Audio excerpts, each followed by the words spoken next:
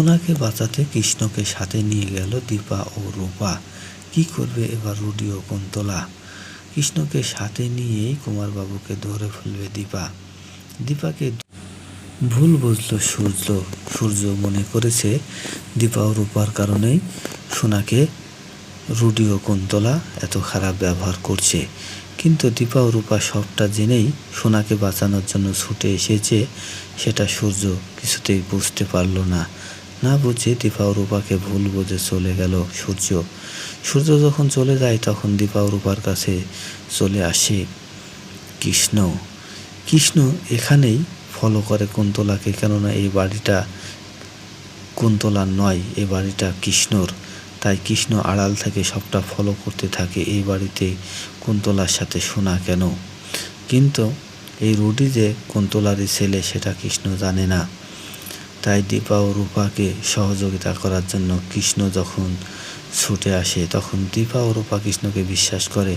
কিন্তু কৃষ্ণ যখন বলে এই বাড়িটা তার নিজের আর কুন্তলার স্বামী তার বাবা, তখন দীপা কৃষ্ণকে ভুল বুঝে কয়েকটা থাপ্পড় মেরে দেয় এবং বলে, আমার একটা মেয়ের জীবন নষ্ট হয়েছে, আর একটা মেয়ের জীবন আমি কিছুতেই নষ্ট হতে দেব না।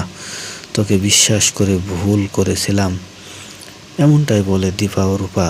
কিন্তু কৃষ্ণ যখন বলে যে কুন্তলা আমার মা নয়, সে আমার বাবাকে বিয়ে করেছে আমার মাকে এ বাড়ি থেকে বের করে দিয়ে, কুন্তলা তার মাকে শেষ করে দিয়েছে, এটা যখন দীপা ও রূপাকে বোঝাতে পারে তখন কৃষ্ণর সাথে দীপা ও রূপা এ বাড়িতে ঢোকার সিদ্ধান্ত নেয়।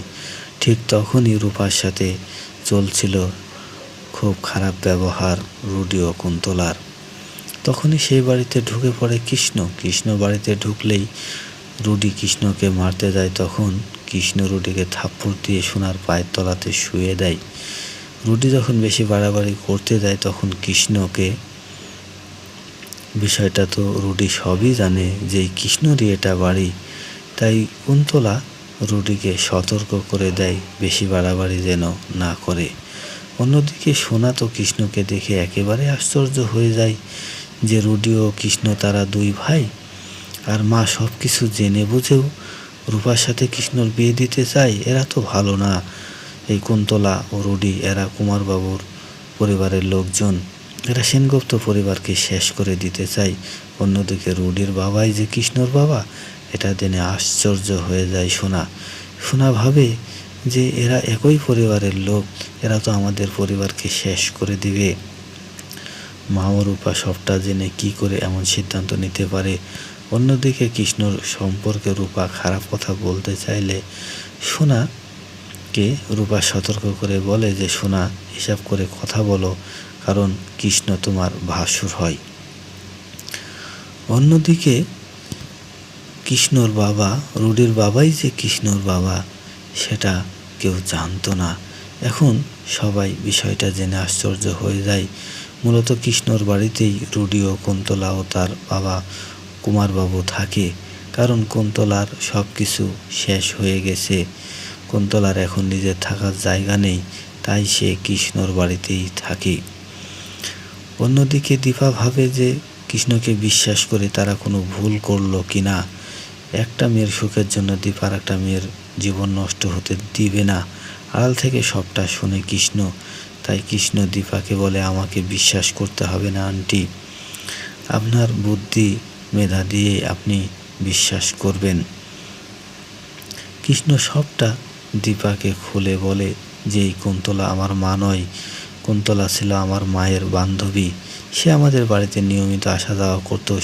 কুন্তলা যখন আমাদের বাড়িতে আসতো তখন আমার বাবা ও মায়ের মাঝে ঝগড়া হতো।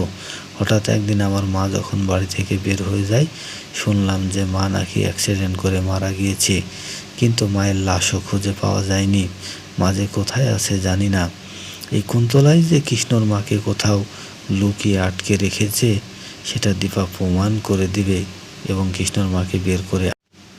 দীপা জানতে চায় যে উপরের রুমে কে থাকে, তাকে তার সম্পর্কে খোঁজ জানতে। কৃষ্ণ দীপাকে কথা দেয় যে আমি আপনাদেরকে সব ধরনের সহযোগিতা করব। এবার কৃষ্ণের সহযোগিতা নিয়ে কুমারবাবুকে ধরে ফেলবে দীপা। দীপা, কুন্তলা, রুডি ও কুমারবাবুর সব চক্রান্ত ব্যর্থ করে দিবে। সোনাকে বাঁচানোর জন্যই কৃষ্ণকে সাথে নিয়ে কৃষ্ণরই বাড়িতে ঢুকেছে দীপা ও রূপা। কুমারবাবুকে ধরতে সহায়তা করবে। কি করবে এবার কুন্তলা ও রুডি?